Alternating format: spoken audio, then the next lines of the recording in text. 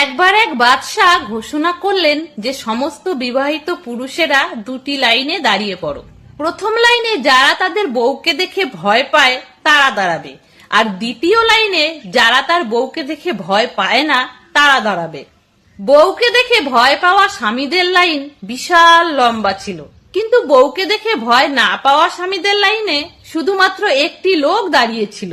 বাদশা সেই একটি লোকের সামনে গেল এবং তাকে বাহবা দিয়ে বলল, বাহ বাবা, তুমিই হলে আসল পুরুষ মানুষ। পাশের লাইনে দাঁড়ানো পুরুষ মানুষদের ডেকে বাদশা বললেন, এই যে এই ব্যক্তিকে দেখো, একে দেখে কিছু শেখো। পুরুষ মানুষ কাকে বলে?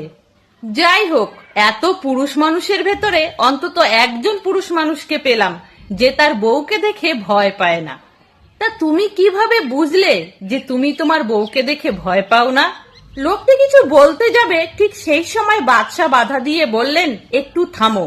অন্যান্য পুরুষদের উদ্দেশ্যে বললেন, এই যে সকলে এই ব্যক্তির কথা একটু মন দিয়ে শোনো, তাহলে যদি তোমরা শিখতে পারো বউকে কিভাবে ভয় না পাওয়া যায়। লোকটি তখন বলল, আমি ওসবের কিছু জানি নে হুজুর, আমার বউ বলে গেছে তুমি এই লাইনেই দাঁড়িয়ে থাকবে, আর যদি নড়াচড়া করেছো তাহলে বাড়ি গিয়ে তোমার খবর আছে। তাই তো হুজুর সবাই ওই লাইনে দাঁড়ালেও আমি এখানেই দাঁড়িয়ে আছি একা। তাহলে বন্ধুরা, এই ছিল আজকের একটা ছোট্ট মজার গল্প।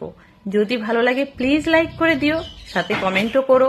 সকলে ভালো থেকো, সুস্থ থেকো।